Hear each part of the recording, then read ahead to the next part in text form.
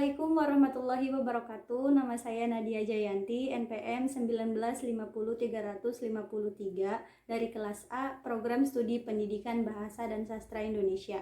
Saya di sini akan mempresentasikan materi mengenai layanan bimbingan konseling beserta contohnya untuk memenuhi tugas mata kuliah Psikologi Pendidikan. Layanan bimbingan konseling dibagi menjadi beberapa bagian. Yang pertama yaitu layanan orientasi. Layanan orientasi adalah layanan perkenalan lingkungan sekolah bagi siswa atau mahasiswa baru untuk lebih mengenali lingkungan tersebut dan agar siswa tersebut lebih familiar terhadap lingkungan sekolah yang baru.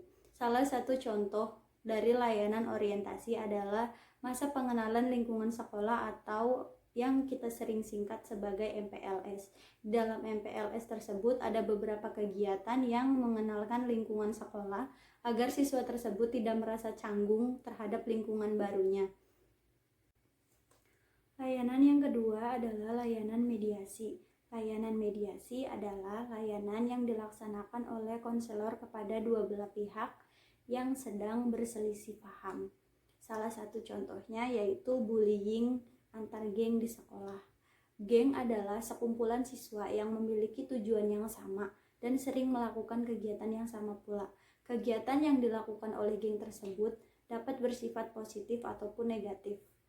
Biasanya dalam sekolah menengah atas atau SMA, geng satu dengan geng yang lain saling menjatuhkan sehingga menimbulkan selisih paham antar geng tersebut.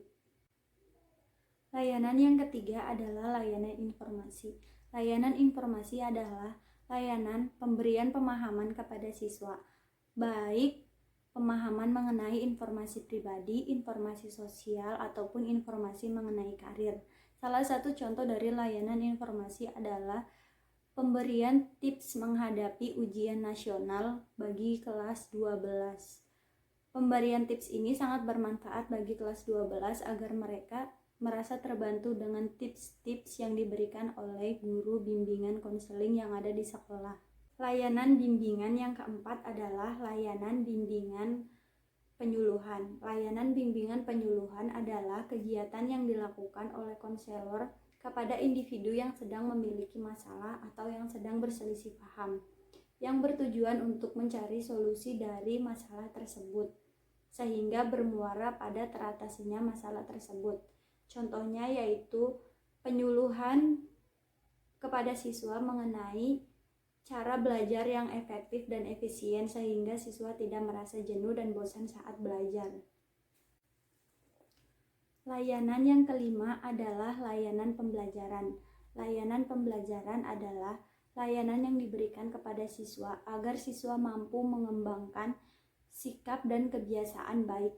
Layanan pembelajaran berupaya untuk mengembangkan siswa agar siswa terus ingin belajar dan tidak mudah menyerah dalam mengikuti proses belajar mengajar. Salah satu contoh dari layanan pembelajaran ini adalah pemberian motivasi kepada siswa untuk terus giat belajar. Layanan yang keenam adalah layanan bimbingan perorangan. Layanan bimbingan perorangan adalah layanan yang diberikan secara khusus, secara tatap muka antara konselor dan klien. Salah satu contoh dari layanan bimbingan perorangan ini adalah seseorang yang memiliki masa lalu yang kurang baik atau kurang mengenakan sehingga dia memiliki rasa traumatik yang mendalam di dalam hidupnya. Sehingga dia memerlukan tempat untuk mencurahkan rasa traumatik tersebut agar rasa traumatik tersebut dapat teratasi sehingga tidak mengganggu hidupnya di masa yang akan datang. Layanan yang ketujuh adalah layanan bimbingan kelompok. Layanan bimbingan kelompok adalah layanan yang diberikan kepada sekelompok siswa, baik siswa bermasalah ataupun siswa tidak bermasalah. Salah satu contoh dari layanan bimbingan kelompok adalah acara outbound yang dilakukan di luar sekolah atau diskusi yang dilakukan oleh konselor dan siswa yang temanya dapat ditentukan oleh konselor atau siswa itu sendiri. Layanan yang kedelapan adalah layanan konsultasi. Layanan konsultasi adalah layanan yang diberikan kepada seseorang yang sedang kebingungan dalam menentukan suatu hal.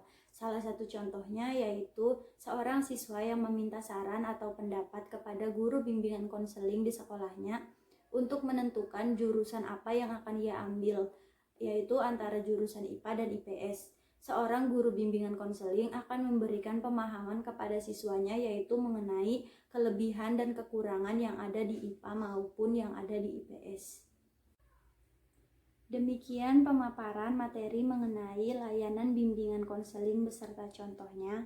Kurang lebih mohon maaf. Wabillahi taufik wal hidayah. Wassalamualaikum warahmatullahi wabarakatuh. Hatur nuhun.